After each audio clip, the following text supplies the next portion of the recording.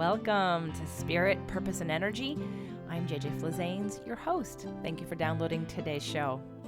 Today's show, what is your life destiny number? It's a little bit of a combination of tarot, numerology, and astrology. And you're going to learn a lot more about me today because we have back Lorrie Kazan, and she uses me as an example. What I would recommend for you, especially those of you that are driving or exercising, is to listen to the show again when you're sitting down so that you can calculate, first and foremost, your life destiny number. And then you can go back and listen to what she talks about in terms of the information about that number. So maybe listen to it once as you're driving or exercising so that you get excited about it and you know how to calculate your life destiny number. But then definitely go back and listen to it again when you're at your desk or when you're at home or someplace where you can have a piece of paper and a pencil or take notes on a computer, but that you want to get down some of this information. So I hope you enjoyed today's show. Today's show, what is your life destiny number? We have back Lorrie Kazan. Lorrie was chosen as one of the top psychics in a worldwide audition for the prestigious Edgar Cayce Institute. Many call her their secret weapon for her powerful ability to supply information that allows them to earn more money, make better decisions, and experience greater success, especially in love and in business. An award-winning writer, she holds a Master of Fine Arts degree in writing. Her extensive knowledge of psychology and the psychic sciences reflect a lifelong interest in deepening her understanding of human nature. Her highly popular workshops include prosperity, meditation, tarot, psychic development, and creating your future. Ms. Kazan is known as a spiritual psychic and wise guide. To find out more information on Lorrie, you can visit her website at ilovemypsychic.com. Welcome to the show, Lorrie. Thank you. Thank you for having me. You're welcome. Thank you for coming back. And your first show, Tapping into Your Psychic Ability, we could have continued that conversation for like the next 2 hours. Yeah. So if you haven't heard Lorrie before, she did a show called Tapping into Your Psychic Ability. It was another Freedom Friday show. I definitely recommend that you go back and listen to that one. It won't be completely connected to this topic, but it does paint a good picture and start us off in the right direction. So first question, of course, the obvious question, what is a life destiny number? A life destiny number has to do with your birth date. So I use the day, month, and year you were born, and I calculate your life destiny number. And I've been doing that for a number of years. There's many things we can do with numerology. I call it life destiny number. Different people have different names for it, but it tells me some of why you came into this life, what you're here, what the lessons are. And I use it in my readings, but when I do my readings, I do it beforehand and I write about the person and then I see if I agree. Sometimes I don't, sometimes I don't quite see it, but for the most part, people seem to feel it's pretty accurate for them. I know I did yours, and you and I have the same life destiny number, Woohoo! which we're Three. threes, which if you also do tarot, it's the Empress. And Yep. she's love and wisdom. And her lesson is to learn how to receive. And I've been getting a lot of lessons in that lately. You and you and I are also 12 threes. When so you bring it down to the single digit if you can, unless it's several different numbers are called master numbers. But the 12 you would add to a 3. But since we know tarot, we can also look at what card is 12 in the tarot, and that's the Hanged Man, letting go and letting God. That That's one of my favorite cards. I'm so glad you just said that because I at one point thought something I was pulling was Hanged Man, and then when I redid my numbers, I was like, "Oh, that isn't the Hanged Man," and I love that card. Go Yeah, ahead. it is one of your cards. So when you have periods, it's good for me to talk about it because I need to remember it myself. Because when you have periods of time where it feels like nothing's happening, you're just sort of hanging upside down, or you can't make things happen as fast as you want. You have to know it's kind of like we could compare it to winter, where you look at your plants and they're not blooming yet, but you have to trust that beneath the soil, all these things are happening. And then in springtime, the blooms come. You don't pull it out to check. You just keep persistently doing what you need to do. So that needing to let go and let God, when we hit up against somewhere where we're slamming up, you can't move it faster than it wants to move, is letting go and letting God, or whatever, if you don't believe in God, whatever you want to call it. I knew a woman who would say, I don't care if you pray to your shoe, just make something higher than yourself and let go to it. because often we worship our intellect, and that's still making that a higher power. So the 12, and I think of the hanged man also as when you're hanging upside down and you can't control things, you start looking around and you see things in different ways. You see little doors and windows you may not have seen, and you have more time to look. I thought the Hanged Man card was just about seeing a different perspective. Well, that is one of the things, and it was based on Odin, who was the god that hung himself upside down on the world tree for 9 days, and at the end of the 9 days, he discovers the runes, which are an oracle, to connect with the gods, etc. So it is that being suspended, and so you will see things from a different perspective. Don't fight it, because you can't make yourself right side up when you're upside down. And those of us who have it as part of our life destiny, maybe it's also trusting that we do see things from different angles. I know that you're a Pisces. Yeah, you're a Pisces. I was just looking. And Pisces is considered the most psychic of all the signs. So it would make sense that here you have this 3, you have the 12, the hanged man, which is the 12, that would go along with being psychic. But I also see you have, I know we're not going to talk about astrology, but I see you have these planets in Sagittarius, which is fire, which would make sense to me why you're able, because why you're able to put things into, you said you toggle between left and right brain. You're able to be analytical and right brained. With the 3 is the Empress. People who have a 4-life destiny, which is the Emperor in the cards, they're usually really good people for me to be around, because being the 3, I tend to come up with ideas and ideas and ideas, but I don't really want to do them. And you've got all that fire. I don't tend to have a lot of fire. So I'm great with coming up with ideas for other people. And the 3 is fertility. She's ideas. She's also, in numerology, it's a new way to balance. It's finding your own peculiar or personal balance.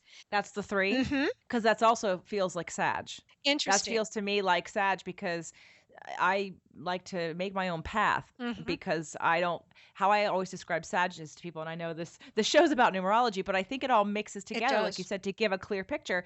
And for me, a Sagittarian is the one. I mean, the some of the positive sides is that I'm not gonna just adopt a belief that you tell me until I Hmm. understand it and agree with it. And so if you're telling me I have to do something this way and I don't like that, then I'm gonna do it my own way, not Hmm. to be rebellious, but to say there has to be a better way or there has to be a new way. So that 3 and then the hanged man and then the Sag, like all to me kind of Yeah. does the same thing to say, you know what, I'm gonna forge. And then my Mars is an Hmm. Aquarius, so I've read that Mars in Aquarius is about innovation and seeing a bigger picture and Hmm. then taking that action to make big change. Hmm. So anyway, this it's all kind of fitting together. I didn't mean to interrupt you, but I'm No, getting no. excited about that. The 3 sounds like Sag, and yes, I do have a ton of ideas, and I birth a whole bunch of things, and I do them. The Yeah. fire energy is I'm very productive in that, so it's being able to understand and balance when I'm too doing and not as much being, Hmm. and to be more in the being, so that I know what to do. Mhm. Mhm. And I think of Sages as journeyers, like they're either traveling in the world or they're traveling in learning, or both. Does that resonate for you? Oh yeah, yeah, yeah, absolutely. So 12-3, and you're 12-3 as well. And mentioned the hanged man. And so what's my life destiny number is 3? Yes, you're a 3. And in doing this for you this morning, I didn't I also did your number for the year. And for this year 2015, you're a 7. And I look at 7 as let go and let God, where you cannot push the river. And I know you've got a lot of fire in you, so maybe you're able to do it more than say a lot of people. But it is a year of exploration. It's a year of going inward. When you get to 2016, it's more the 8, which is power and money and authority, and we can talk about that. But has this been a 7 year for you? I mean, you could say yes or no. Are we talking about to date or since my last birthday until now? Different people do it different ways. And your last birthday was, well, let's just say from your last birthday till now. Oh, absolutely. This has been I started the show last year.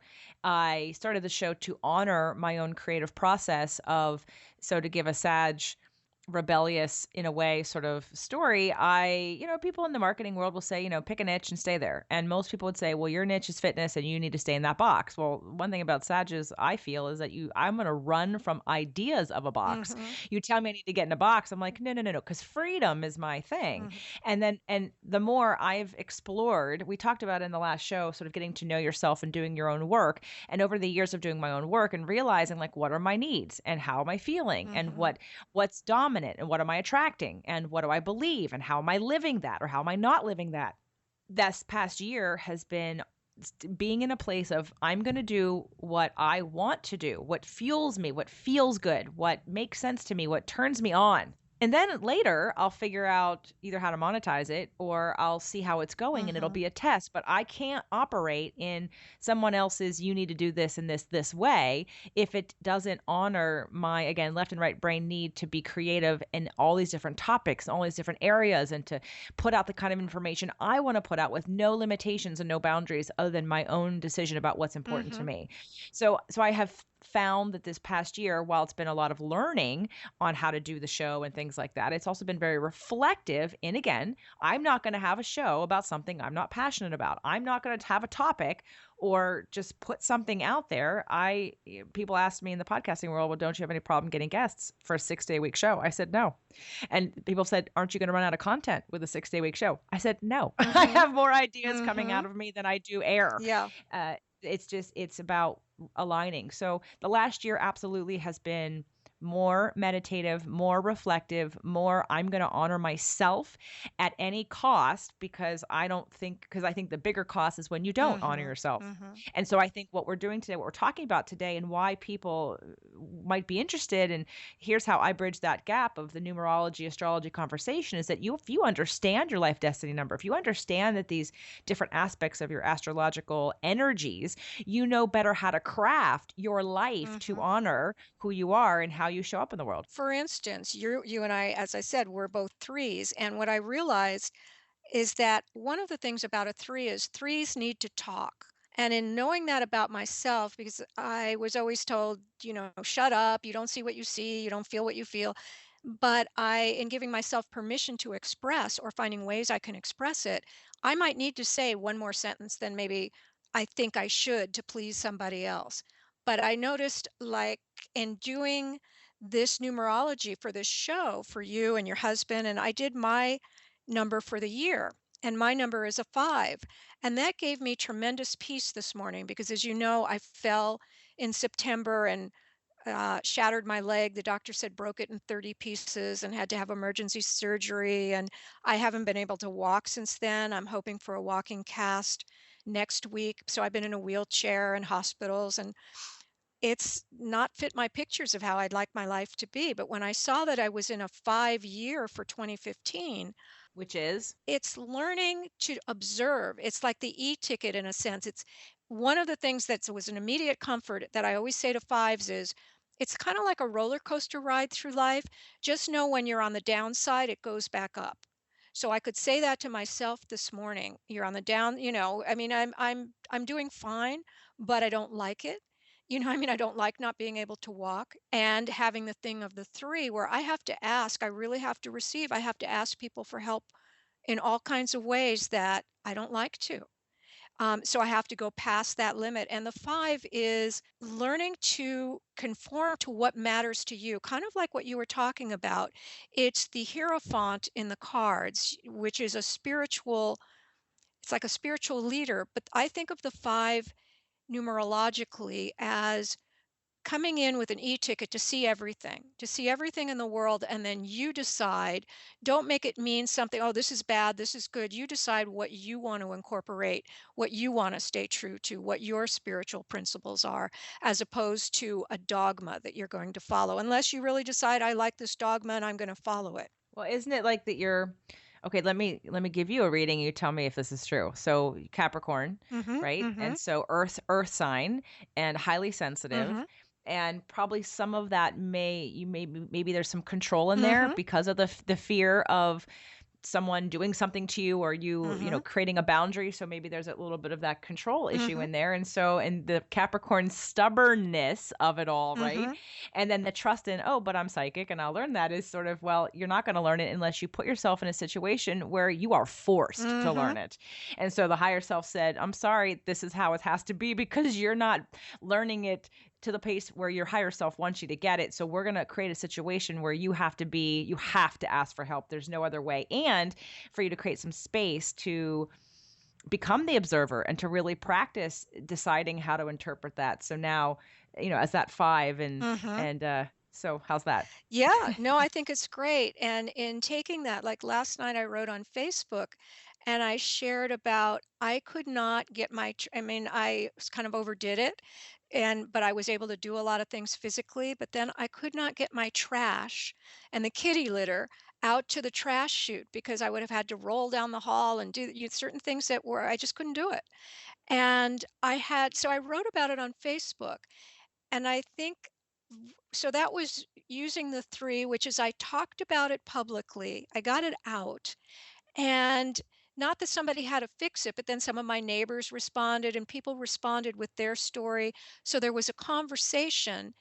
And in my mind, it's like, oh, this is so pathetic. You can't, I have a Virgo moon, which is always critique. Yeah, yeah, it always tells me whatever I did, Wholly wholly stubborn, and right? always the critique, you could have done that Yep. better. Yep. You could get the trash out if you waited.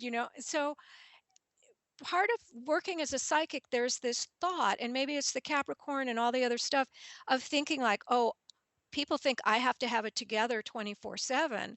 They'll say, "Oh, I want to be your friend," or "I'd love to live with you." And I'm like, "You don't know what it's like living with a highly sensitive person. I hear things you don't, like I hear things and at a level, somebody once said a pin dropping on the carpet.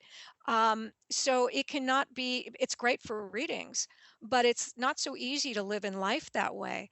But so the getting it out on Facebook, which was against my thing of, oh, some of these people are my clients in business, and I shouldn't let them know that I can't get my trash down to the chute, and that I'm, in my mind, where people might think, oh, don't you have a psychic answer for everything?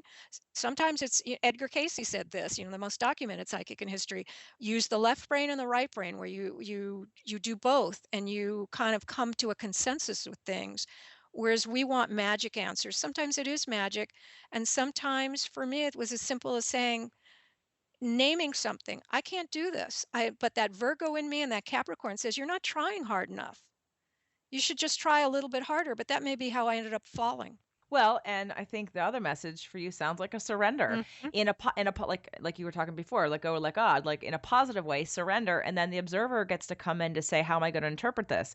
And rather than getting upset and frustrated about having to ask for help, Mhm. just continue to say thank you and that trusting that this happened for a Yeah. reason and that you designed it, so you can't get that mad about it because you you designed it, and then look at what's going to happen because of it. Like, how do you expand even more into what it is that you want and that your abilities and capabilities can do on whatever level that you desire, and from this lesson that you're going through right now, which I totally can get. As I haven't been there, but I can imagine being frustrated and knowing that you earth signs and you have it in your moon too. Wow. Mhm. So earth signs, when I just said about the box and Sagittarians, like Sages, in my opinion, are fire signs, like especially Sages though, see a box and it's like, get the heck away from me. Mhm. I don't even think about putting me in the box, versus the opposite for earth signs, Mhm. right? Who see the box and go, "Oh, I feel comfort because I know where the edges are. I know where everything is. I can control my space and I feel safe in the box." Mhm. Yes? Right? Yes and no. I mean, yes, but it's a different kind of box for me, I guess, because I have a Cancer rising,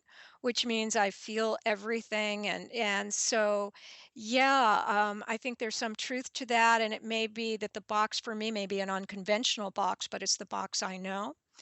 And right now, in terms of, shattering my leg, I'm just saying yes to things. People have offered to do stuff, and normally I would have said no. And I've just gone with saying yes, letting people do things, but it definitely, so in the box in that realm, it is challenging for me and scary for me to even say it out loud or to put on Facebook last night, like, I need help getting my laundry not laundry, my garbage to the garbage chute. So, yeah, boxes can look all sorts of different ways. They can be a comfort level with introversion, comfort level with I'll do it myself. And so, getting back to the numerology, knowing certain things about yourself like this and seeing if they're true for you.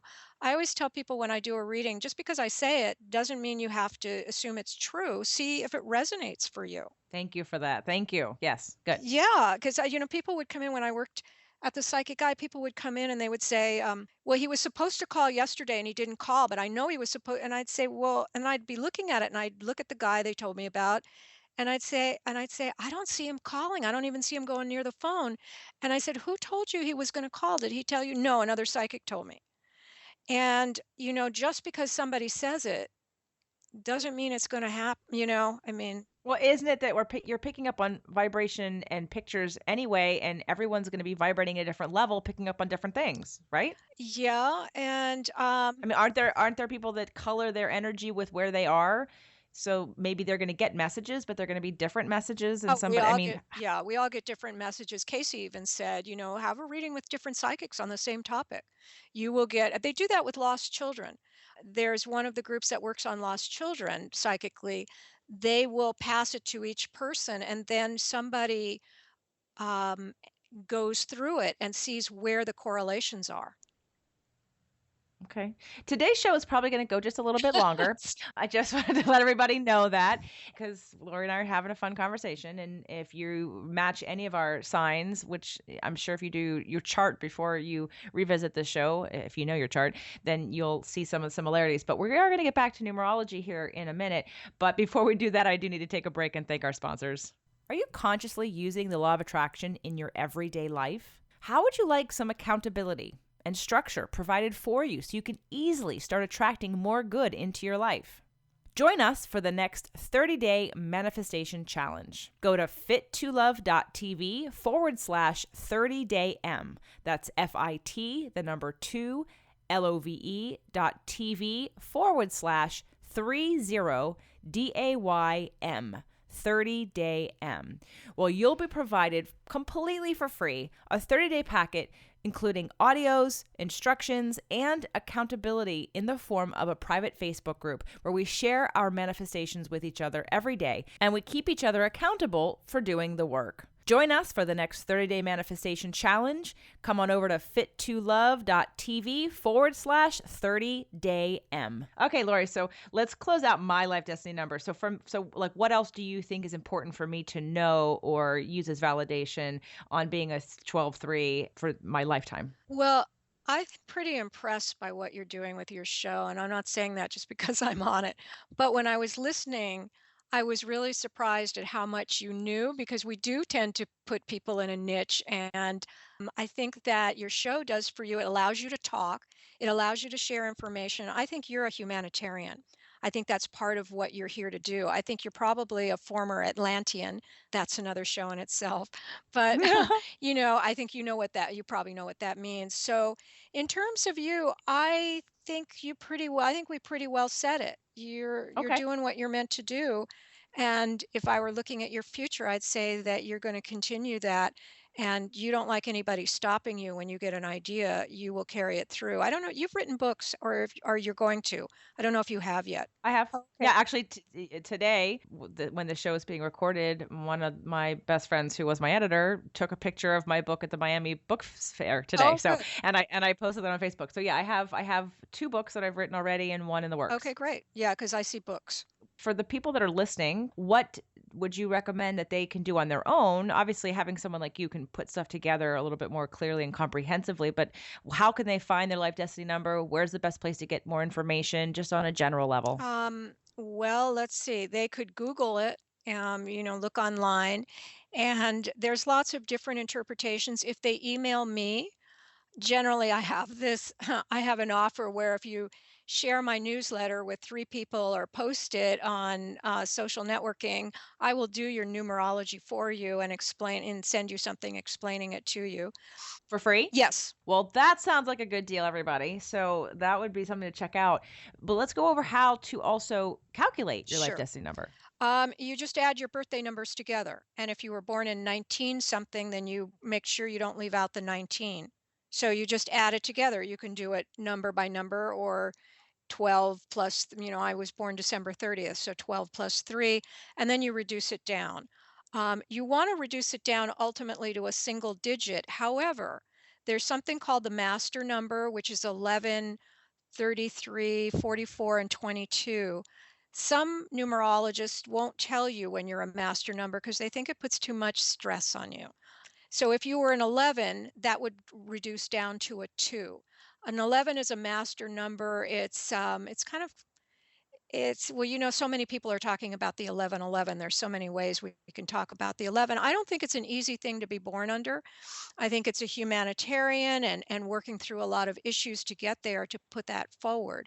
A 2 is if you just, reduced it down, 1 and 1 is 2, that's beauty and harmony. In the cards, it's the high priestess, being able to reflect within and having that spiritual process. The spiritual process can never hurt you no matter what number you are. So it's adding your numbers and then reducing them down to a single digit. Because we know the tarot, we were able to take the 12 3, which as I added yours down, first it was a 12 and then 2 and 1 is 3. I was able to tell you about the hanged man in the tarot. Not everybody brings that in. I like to bring it in because numerology is in the tarot. Well, I love that it was numerology and tarot and astrology. One of the things about being a 3, threes draw from different avenues and they create something new. So Yay. when I teach tarot, I'm one of the few people that I know that would say, pick the cards that resonate with you. There's a million different cards, packs you can get, and I would teach from all of them. Whereas most people will say, we're all going to use the same deck and we're all going to be on the same page.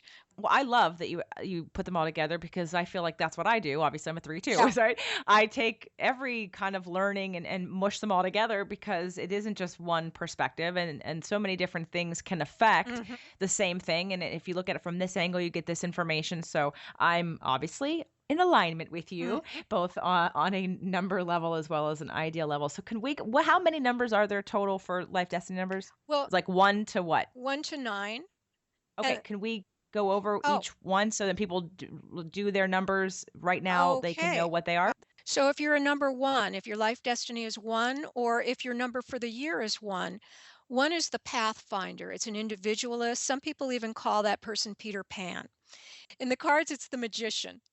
So as above, so below. And it is, the pathfinder going out. I'm alone. I go in front of things. I search the way. If your life destiny number is a 2, then you tend to be more of a sensitive person, more emotional. It's trust your intuition. Have peace and harmony be uppermost in your mind. If you're a 3, that tends to be fertility. And did I say it? Did I say number 2 is the high priestess? In the cards, it's the high priestess. 3 is fertility, it's love and wisdom, it's the empress in the cards. She needs to learn to receive. It's good for if you're a 3, speak, find your own peculiar or particular, I should say, balance. If you're a 4, that's the emperor in the cards. So it can be a little bit my will, my way. 4s tend to be stable, reliable. You don't want to be too stable to the, to the degree that you don't have any freedom. I work really well with 4s, and 4s probably work really well with me because I'm constantly coming up with shifting to new ideas and new ways, and the 4 is able to take it and reduce it down to something and like, okay, we're going to do a class and it's going to be at this time, and so it's good for me in that sense, but it's not the same as when you're living just in the ideas. So 4 is really somebody who's able to put ideas into action. 4s sometimes need to deal with having seen there's a negative and a positive male, in our society. And a lot of times 4s try not to be like the negative male, which is my will, my way, forcing you to do things. But there is a positive male, and it's learning to take. Sometimes people with a 4 life destiny don't want to take the actions that they could or the leadership they could because they've seen it done badly. And so if you are a 4, you can do leadership in your own loving way, bringing in that empress kind of idea of love and wisdom. 5 is like a roller coaster ride through life. It doesn't have to be so up and down, but just know when you're on the downside, it's going to go back up. But you've got the permission to look at everything and decide what you conform to, decide what's going to be temperance for you. And 5s are usually good communicators also. 5 is the Hierophant, Got it. also in some older decks called the Pope. And it's also card 14. I mean, if we went on a longer tour, which would be temperance. So temperance would reduce down to the 5. So you can look at if you're mushing everything together like you and I tend to do and looking at the big picture, we would say, well, how does the card of the Hierophant 5 talk to 14, which 4 and 1 is 5, talk to the temperance card? What are they telling each other? How is temperance the externalized expression of the Hierophant? I could go into that, but I think you want me to probably keep it, to keep going. 6 is the devil, which is Capricorn also. Each of the cards that's another story, but I'm sorry, 6 is the lover's card, but it's also the devil because it reduces down to a 6. It's 15, 5 and 1 is 6. So the lover's card and the devil go together in a way. Back to the numerology. 6 is one that I always stumble on. I think of 6, it's two threes, right? Two threes are 6. 6 is coming in to learn the art of relationship. So usually when you're in a 6 year, you're teaching, you're going to have compassion, service is important, family is important. A lot of times when I have single women and they're in a 6 year, they very much want to be in relationship if they're not already. So it'll bring that whole thing. So that's just a quick shot of it. Well, and didn't you say that the 33 was one of the master numbers? Yes, 33. I think what it would be is just a higher level of the 6. Okay. It's the 6 on steroids. Okay, okay. That would be my off the cuff answer on that. In regular numerology, 15 doesn't, I don't, as far as I know, 15 doesn't mean anything. You reduce 15 down to 6, and 6 has the meaning. But since we look at it through the tarot, we look at kind of a whole thing and we go, oh, if you're a 15 and when I reduce that down, now you're a 6. So we say, well, isn't that interesting? 15 is the devil. And then 6 is the lover's card. How do the devil and the lover's card talk to each other? Because the devil is facing your biggest fears. And the 6, the lover's card, it can be finding a lover, but it can also be separating from childhood, growing up and finding your own way in life, making a decision. There are questions. Mary Greer has a book where she has questions you can ask yourself about each of these things. Mary Greer writes a lot about tarot. She's a really tremendous source of information. Okay. Your Yep. life destiny number, if it's 7 or you're in a 7 year, 7 is a very spiritual number. They're usually profound thinkers. They excel at research.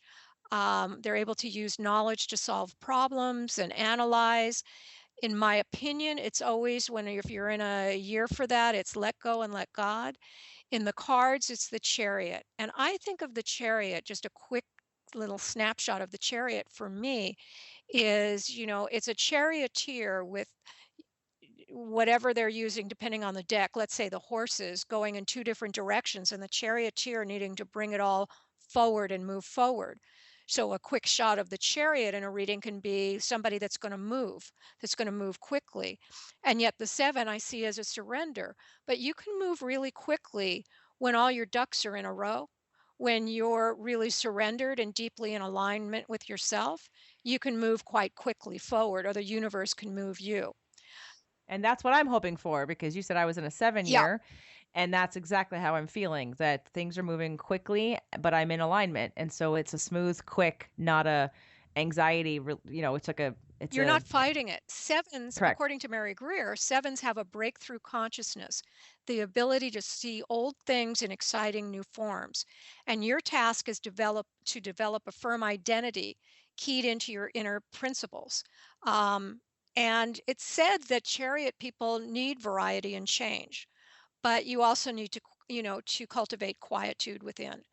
So the 7 is also the other part of the 7 is the tower, that reduces down to the 7.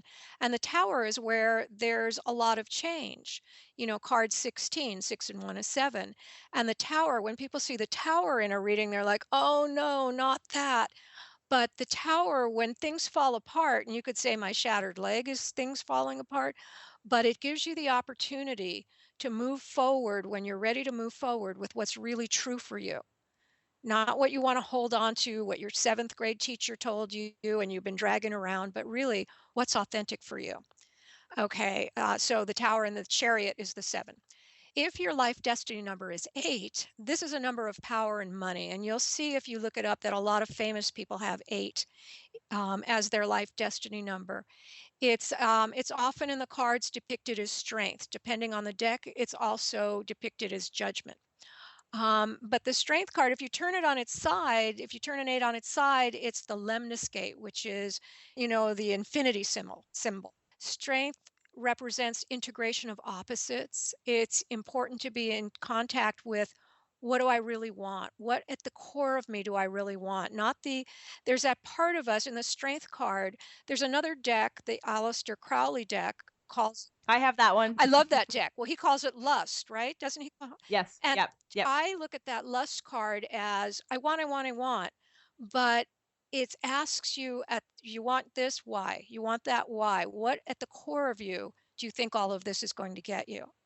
So you're really looking from the core. And I think of the strength card as also sometimes when the eight is upside down, people when the eight's right side up, people can get arrogant with their own money, strength, I'm my will kind of thing. But then sometimes people with eight life destiny can get totally turned around and feel sort of helpless. So you're learning your desires and you're cultivating them, but it's usually if you get an 8 year, it's usually a good year to make money. And it's your innate passions can be harnessed to move you forward toward your goals. But it's helpful to know what your goals are. And again, not your seventh grade teacher's goals. A lot of times we drag around that stuff we think is us. And when a tower card or a shattering experience happens, or the hanged man, you're really put in a position of being suspended where you have to say, is this really what I want? Or did I just think just being able to be in the conversation. Okay, nine is completion. If you were born with life destiny, I think Mahatma Gandhi was a nine. Nines are humanitarians and will get their most happiness through humanitarian processes. And if you're a nine in the cards, it deals with the hermit, going within and bringing your wisdom out into the world. And there will be those times where you need to just go within and be left alone until you know what you want to bring out. It's also the moon card, which is 18, which adds, reduces down to a nine. And different people see the moon card in different ways, but the moon can be, really telling you. One way I like to look at it is seeing it as if there's just a fragment of light, focus on in darkness, then focus on the light, focus on the pinpoint of light. But the moon sometimes it's like, am I seeing what I think I'm seeing? It's the animal nature. Am I being lied to? There's a lot of different ways to look at the moon. But just to keep it simple with numerology, nine is completion. So when you're at the part of the nine, and let's see, it's your husband who's in a nine for this year. And that's a year where things might not make sense. Why are they happening? I don't get it. Why is all this stuff happening now? And it's because you're completing out a phase. And then next year you start with a one again. Okay. And then we go to 11. Oh, did I say? Yeah, I did say. So 11 is that major number. It's considered a master number. We don't have a 10 because it equals one, Right. right? Right. So it's Okay. part of the whole, we could even, if on the one I could have talked about card 10, which is the Wheel of Wheel of Fortune, Fortune. isn't it? Thank Or you. yep. If your life destiny number is 11, then you can relate to the High Priestess, which would reduce down to a 2, or in most decks, it's the Justice card. Sometimes it's switched with card 8. So the Justice demands that everything in essence be, it's balance. It's finding your own particular balance. It's finding um, where you can bring love and harmony in. 11s are usually visionaries, motivators of others, and humanitarians. You can also see it as a doorway or a pillar. And if you look at card 2, the High Priestess, you generally see a pillar on there. And it's like going through that pillar. So being inventive, seeing what's on the other side. I'm just looking to see if there's anything more I need to tell you. Davy Crockett was an 11, Lord Byron was an 11, and Beatrix Potter, who designed The Peter Rabbit books was an 11, just if you want to know you're in good company. So those are the major ones that we talk about.